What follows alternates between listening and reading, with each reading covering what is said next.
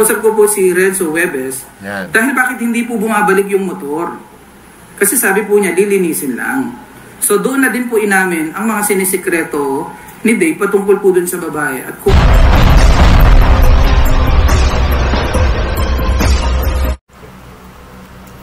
Alright. So, bagong reaction, bagong pag-share ng opinion po ang inyong maririnig sa content ka na to. And it's all about yung dahilan, no, ng talagang pag-alis ni Dave sa Manalastas. Okay, matagal nang nangyari, okay, matagal nang alam natin, pero yung talagang reason, no, kung bakit niya iniwan ng Manalastas ay medyo maraming sinasabi sila, no, na maltrato, okay, hindi na maganda yung treatment sa kanya, di ba? Maraming bawal, di ba? So, at siya ay kinonsinte ng kanyang mga sinamahang tao ngayon. So, yun po ang lalamanin ng aking video na to. At kung bago pa lang po kayo sa aking channel, please don't forget to like, share, and subscribe na rin po, and pakihit ng notification bell para maging aware kayo sa aking mga upcoming content. Any comment, suggestion, or recommendation with regards to this video, please leave it on our comment section. Ay, share your opinion, malay nyo, may katulong kayo sa, para mas maintindihan pa natin kung ano ba talaga yung nangyayari sa community na to, Netekran. Okay? So, may mga isi-share po akong video na kung saan maririnig natin nagsasalita si Tekjun, Tekporen at saka si Tekram. Okay? Discussing and sharing to us kung bakit naging ganun yung asal ni Dave. At dito nabanggit si Renzo, yung batang kabady-body niya nung siya ay nasa Manalastas pa. At lumalabas dito, okay, doon sa mga nasabi nung Renzo ay babae nang dahil sa pag-ibig. Nang dahil ba sa puso pumasok o sa puson pumunta? Okay, so pakinggan po natin yung naging paliwanag dito ni Tekjun or ng Manalastas Brothers. At pagdidisiplina natin about po sa pagsisinungaling, pagdating po sa pera, pagsisinungaling about po sa pagkipagrelasyon, pagsisinungaling sa pagpapaalam. Sasabihin niya, halimbawa, nasa church daw, pero nasa, alam niyo na ho, kung saan po napupunta, may mga balit, may mga nakikipagkarera, may mga, alam niyo na po Katekram, nababanggit ko na lang po ito kasi para kung mas maintindihan po ninyo na hindi po iilan lang po ang dahilan at hindi po mababaw. So, ito yung reason, no? Ito yung reason kung bakit nakapagsalita, no? Yung Manalastas dahil sa mga asal na ni Dave, no? Marami na siyang sablay na pilit, no, ikinokorek. At huwag niyong questionin kung bakit ngayon lang nilabas. No, kayong mga nakaalalay kay Dave, dahil kahit kayo alam ninyo na mali ang ginawa ni Dave, sinasang-ayunan nyo lang for I don't know what is your purpose, no? Sirain si Ramil, that's the only thing. Or maybe because of the sponsors, dahil nakikita ninyo maraming sumusuporta kay Dave na by taking Dave from Manalastas ay susunod sa inyo yung mga sponsors na sumusuporta kay Dave. Yes, maaaring may sumama, pero karamihan naka-retain pa rin. Di ba? So, kung nagsasalita man ang Manalastas dati, no, this is 2 months ago or more than, no, it's because of the frustrations they are feeling during that time. No? Na despite ng effort nilang lahat na siya ay mapatino, ay talagang wala sa kanya yun. Ang sinunod niya ay ang kanyang puso at puson. Yun ang sinunod ni Dave. Kaya nauwi sa ganyan. Plus, meron siyang mga taong nasa likod niya na kinonsente siya sa lahat ng gusto niya. Dito narinig natin kung ano yung mga naging reason. Diba? Pagsisinungaling, okay, motor racing at yung babae. No? Yung babaeng kanyang iniirog na dinitali yan. Ito. Ganun-ganun na lang na kaya mong bitawan. Anyway, kinausap ko po si Renzo Webes. Yan. Dahil bakit hindi po bumabalik yung motor? Kasi sabi po niya, lilinisin lang. So doon na din po inamin ang mga sinisikreto ni Dave patungkol po dun sa babae at kung paano siya sinisikreto patungkol dun sa babae. At na huwag sabihin ang mga ginagawa niya. Kasi nga po, kapag nasa taas po sila, sinasabihan po niya si Kuya Renzo na kapag ganun, huwag mong sinasabi. At doon din po alam po ni Renzo kung sino po yung, dahil nakalock po sila sa kwarto, syempre nakikita naman po ni Renzo yung mga ginagawa ni Dave sa cellphone niya. Yun nga, mga tinanong ko, sa tingin mo ilang buwan na yung kachat niya o kausap niya? Mga 2 or 3 months daw ang sabi po netong So, parang napag-isip-isip, kala ko naman pwede maayos na tayo sa ganyan. Ganun nga din eh. Alam ko. Okay, so dito makikita na ninyo, no? Ilang beses na silang nag-usap.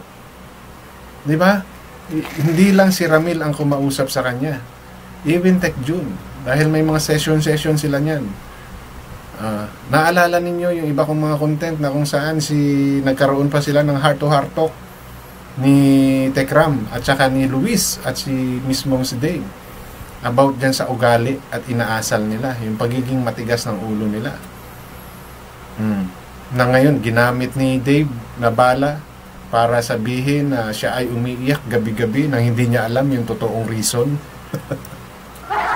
Ngayon pala, tinikis sila for 2 months na Tekram na hindi makausap as part of disiplinang pinapairal ni Tekram sa kanila. Now, eto uli, si Tech June. Ganon din ang sinasabi na nag-usap na sila. Ilang beses na rin nilang napag-usapan yang inaasal na yan at yung mga bawal nilang gawin dahil sila ay nag-aaral pa na pwedeng maging reason para sila ay ma-distract. Hindi naman gagawin siguro ng mga manalastas yung pagbabawal na yan kung okay yung mga grades nila, di ba? Kung okay yung performance nila sa school. Di ba? And ito, anong sabi ng Renzo? Siya ay minamanduhan. So, pwedeng, siyempre, papasinungalingan niya ni Dave. Di ba? And alam na natin eh. And we know, no, from based on this video and based doon sa mga sinasabi niya pag siya ay na-interview, na siya ay hindi nagsasabi ng totoo, o na hindi totoo yung mga lumalabas sa bibig niya. Because of what we saw, no, from the previous videos. Marami nang pinakita, di ba? Allowed siyang umalis pag edad niya ng 18, ayaw niya. Yung sinasabi niyang umiiyak siya gabi-gabi dahil hindi niya ang alam ang reason, eto. Siya ay binigyan ng cold treatment. Hindi lang naman siya, pati si Luis, cold treatment ni Tekram for 2 months. Di ba? So, paanong hindi siya inintindi? Paanong hindi inunawa? Paano silang na maltreatment, minaltrato?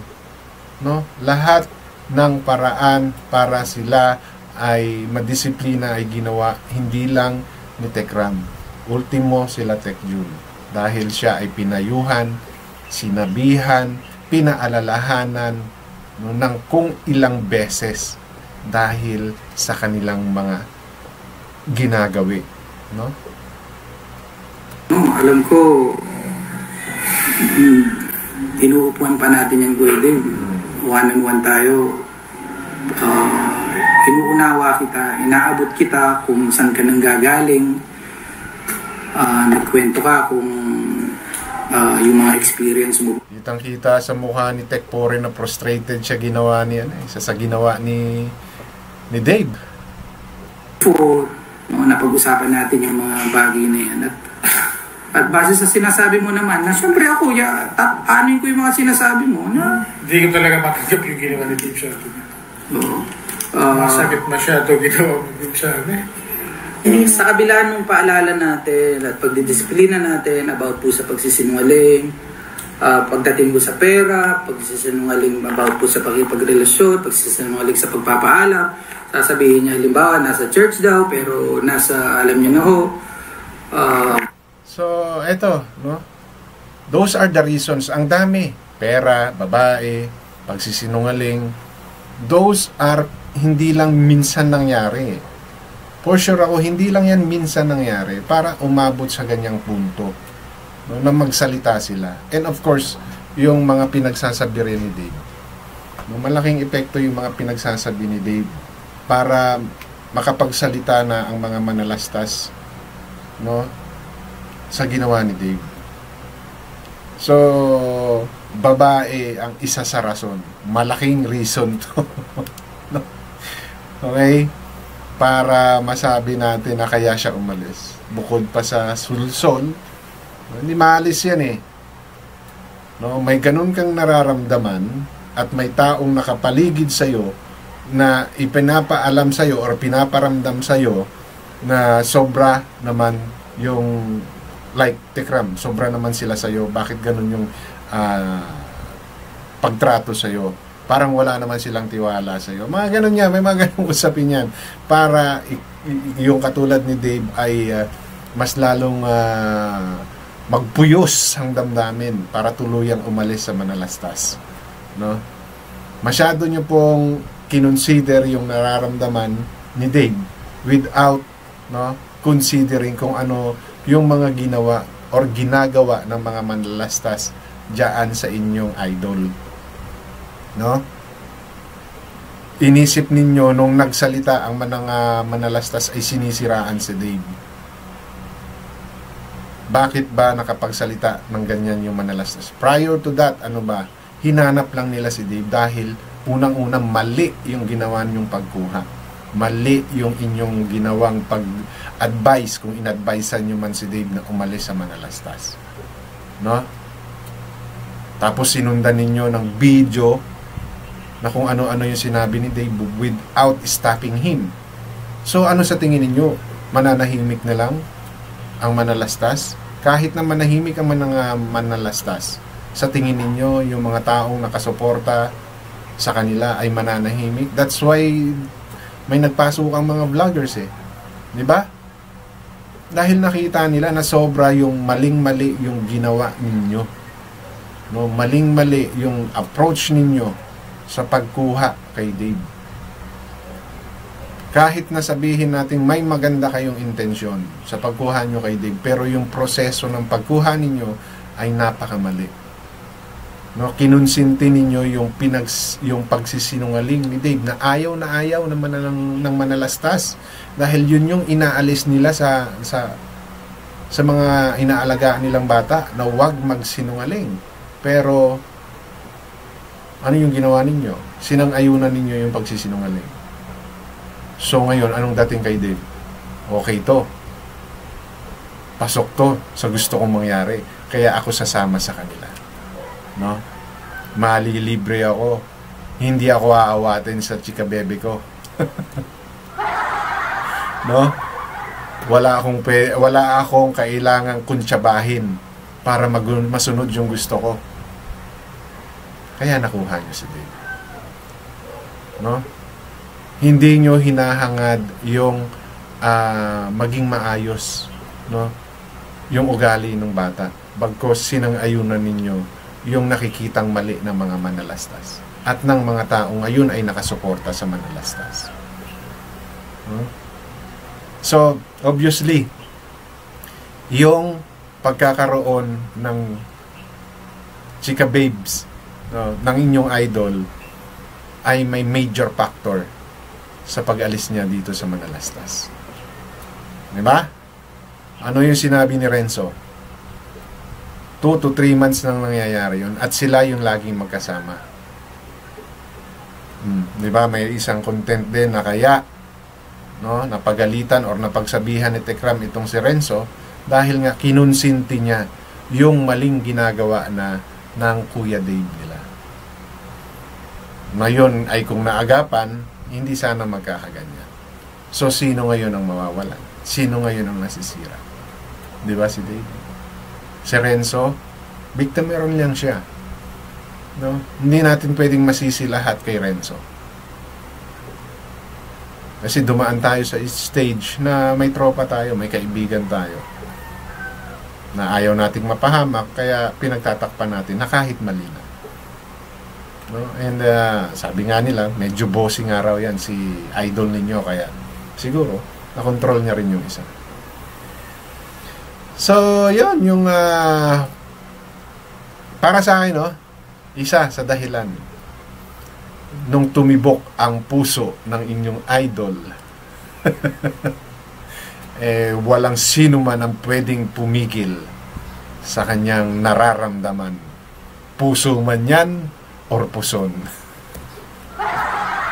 Okay? So, yun lang po yung gusto kong i-share sa content ko na to. And matuto po tayo mag-fact check, para hindi po tayo mapagsabihang fake news. Hanggang dito na lamang. Maraming salamat.